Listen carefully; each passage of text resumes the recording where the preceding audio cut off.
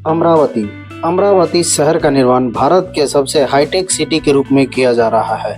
दरअसल 2014 में जब आंध्र प्रदेश से तेलंगाना राज्य अलग हुआ तो आंध्र प्रदेश राज्य का सबसे डेवलप सिटी हैदराबाद तेलंगाना राज्य में मिल गया और आंध्र प्रदेश को अपने लिए एक नई राजधानी बनाने को कहा गया।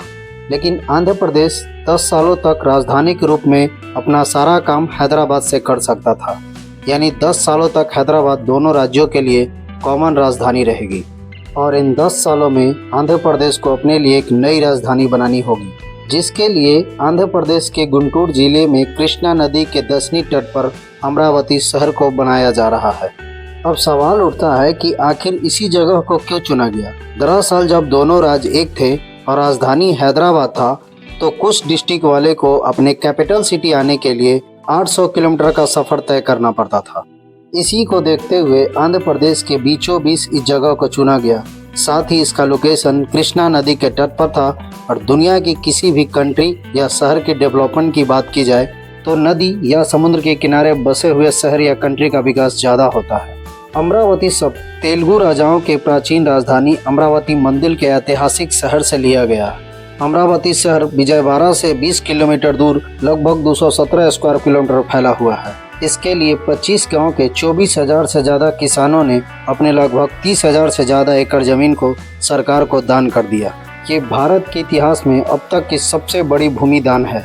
हालांकि उस समय के आंध्र प्रदेश के चीफ मिनिस्टर चंद्रबाबू नायडू ने इसके बदले किसानों को 1 एकड़ ज़मीन के बदले लगभग 1250 स्क्वायर फीट रेसिडेंशियल और 450 स्क्वायर फीट कमर्शियल एरिया देने का वादा किया।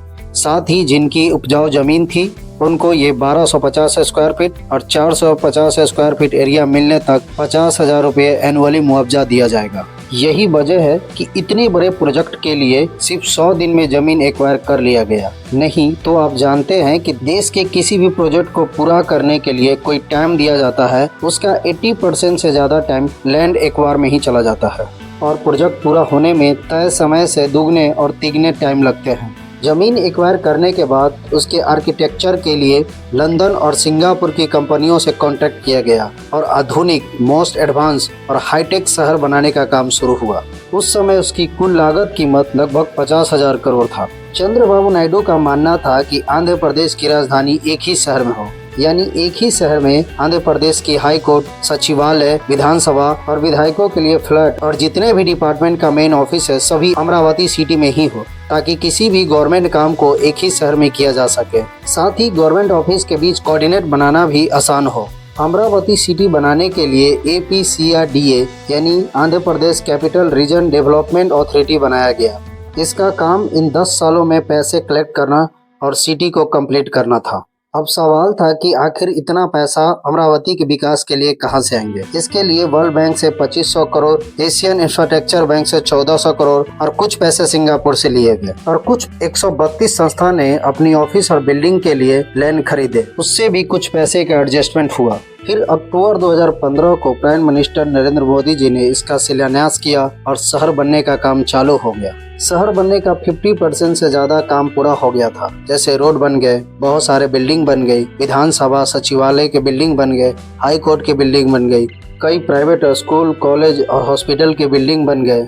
इन प्रोजेक्ट को बनाने में अब तक 15,000 करोड़ से ज्यादा खर्च हो गए थे। लेकिन फिर 2019 में आंध्र प्रदेश के विधानसभा चुनाव में चंद्रबाबू नायडू हार गए और YSR कांग्रेस के जगन मोहन रेड्डी आंध्र प्रदेश के न्यू चीफ मिनिस्टर बने। उनकी गवर्नमेंट बनते वही हुआ जो हमारे देश में होता है, यानी न्यू गवर्नमेंट आते ही पुराने गवर्नमेंट के सारे विकास कार्य को रोक दिया जाता है या कैंसिल कर दिया जाता है, चाहे पिछले सरकार के द्वारा किया हुआ कार्य सही हो या गलत, सिर्फ इसलिए कि किसी कार्य का क्रेडिट विपक्षी पार्टी या पूर्व के गवर्नमेंट के पास न चला जाए। मेरा इंटेंशन किसी को सही या गलत बताना नहीं, बल्कि हमारे देश के पॉलिटिक्स में या राजनीतिक में होती हुई घटनाओं से अवगत कराना है। जगन मोहन रेड्डी जी ने विशाखापत्तनम को एक्सिक्यूटिव कैपिटल, कर्नूल को जुडिशियल कैपिटल और लेजिस्लेटिव कैपिटल अमरावती को बनाना चाहते थे, यानी वे टोटल 3 कैपिटल बनाना चाहते थे, जिसके वजह से अमरावती के सारे डेवलपमेंट का कार्य रुक गया, किसानों को मुआवजा मिलना बंद हो गया और इन्वेस्टर का सारा पैसा डूब गया। इसको लेकर किसानों ने आंदोलन और हड़ताल भी किए। बात हाई कोर्ट तक पहुंची और किसानों के हक में फैसला भी आया, लेकिन तत्कालीन सरकार सुप्रीम कोर्ट चली गई। लेकिन फिर 2024 में विधानसभा चुनाव में चंद्रबाबू नायडू की वापसी हुई और उन्होंने सबसे पहले बयान में कहा कि अमरावती ही आंध्र प्रदेश की पूर्ण राजधानी होगी। साथ ही उन्होंने कहा कि सुप्रीम कोर्ट से हम सरकार के केस को वापस ले लेंगे और किसानों को मुआवजा फिर से मिलेगा। अमरावती के विकास के लिए 2024 में केंद्र सरकार ने भी 15,000 करोड़ का बजट दिया। साथ ही जरूरत पड़ने पर आगे भी विकास कार्य के लिए मदद का भरोसा भी दिया। हालांकि जो अमरावती शहर का प्रोजेक्ट 50,000 करोड़ का था वह बढ़कर 1 लाख करोड़ का हो गया, लेकिन चंद्रबाबू नायडू ने वादा किया कि मैं इसी कार्यक्रम में इस राजधानी को बनाऊंगा। अगर अमरावती शहर की खासियत की बात की जाए तो इसे भारत का सबसे हाईटेक कैपिटल सिटी के साथ साथ वर्ल्ड के भी बेस्ट कैपिटल सिटी के रूप में विकसित किया जा रहा है। इस शहर की लगभग 60% भाग को हरा भरा किया जा रहा है तथा हजारों की संख्या में पेड़ लगाए जा रहे हैं। शहर में जितने भी रिहायशी बिल्डिंग है या ऊंचे ऊंचे बिल्डिंग है उन सभी पर सौर ऊर्जा लगाए जाएंगे। अमरावती में चलने वाली गाड़ियों की बात की जाए तो ज्यादातर गाड़ियां इलेक्ट्रिक गाड़ियां होगी, साथ ही मेट्रो और वाटर टैक्सी भी होंगे। सिटी के बीचों बीच न्यू ईयर के तौर पर एक बहुत बड़ा पार्क बनाया जा रहा है। साथ ही इस शहर के बनने से 5 लाख से ज्यादा लोगों को जॉब मिलेगा और आंध्र प्रदेश की जीडीपी भारत के टॉप राज्यों में शामिल होगी। दोस्तों, हमारा ये वीडियो आपको कैसा लगा हमें कमेंट्स के जरिए बताएं। वीडियो अच्छा लगे तो चैनल को सब्सक्राइब करें और बेल आइकन को दबाएं। धन्यवाद।